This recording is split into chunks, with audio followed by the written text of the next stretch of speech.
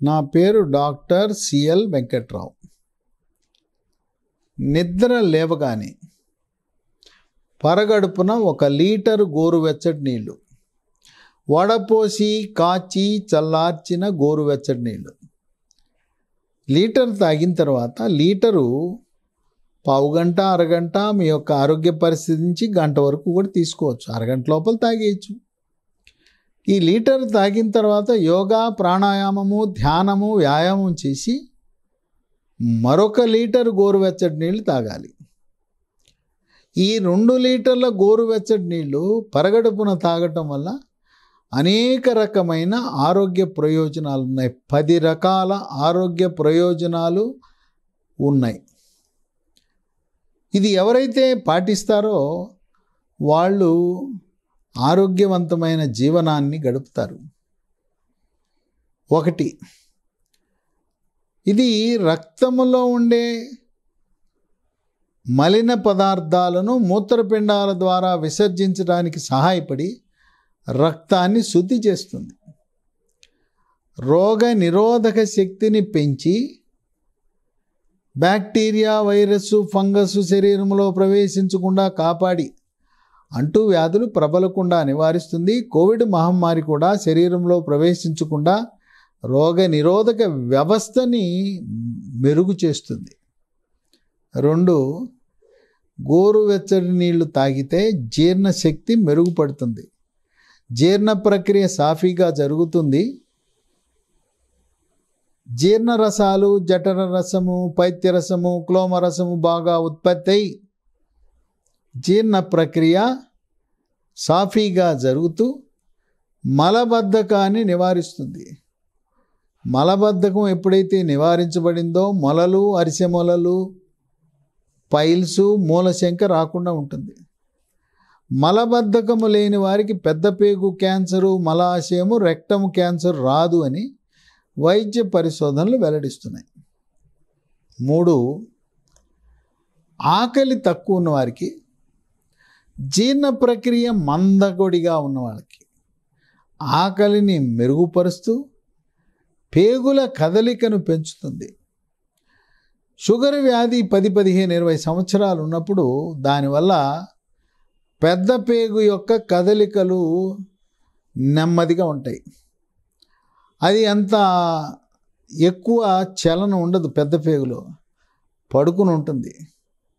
పెద్ద పేగు యొక్క కదలికను పెంచడానికి ముఖ్యంగా దీర్ఘకాలికంగా షుగర్ ఉన్న వాళ్ళకి ఎంతో మేలు చేస్తుంది. 4, ఈ గోరువెచ్చని నీళ్ళు తాగితే స్థూలకాయము, భారీకాయం బాగా కంట్రోల్ అయిపోతుంది, నియంత్రించబడుతుంది. ఈ గోరువెచ్చటి నీళ్ళలో తేనె, నిమ్మరసం వేసుకుని తాగితే ఇంకా మంచిది, బరువు బాగా తగ్గిపోతారు. 5, తలనొప్పి ఉండేవాళ్ళు గోరువెచ్చని నీళ్ళు తాగటం వల్ల రక్తములో సమృద్ధిగా నీరు సమకూర్చటం వల్ల తలనొప్పి కూడా తగ్గుతుంది. రక్తము చిక్కబడినప్పుడు తలనొప్పి వచ్చే అవకాశం ఉంటుంది. అటువంటి దీర్ఘకాలిక తలనొప్పులను కూడా నియంత్రిస్తుంది. ఈ దంత సమస్యలు ఉంటాయి.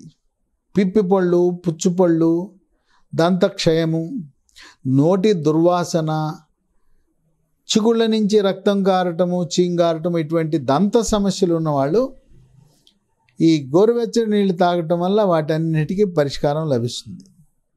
7, చర్మం. గోరువెచ్చని నీళ్ళు తాగటం వల్ల చర్మము కాంతివంతంగా ఉంటుంది, మెలమెలా మెరిసిపోతుంది, ఎంతో అందంగా ఉంటుంది. ముఖము కళగా ఉంటుంది. ముఖం మీద మొటిమలు రావు, ముఖం మీద మచ్చలు ఉండవు. చర్మం మీద గుల్లలు, కురుపులు, పొక్కులు, సెగ్గడ్డలు, గజ్జి, తామర రాకుండా చర్మ సౌందర్యాన్ని కాపాడుతుంది. ఇది ఆకలి ఉండదు.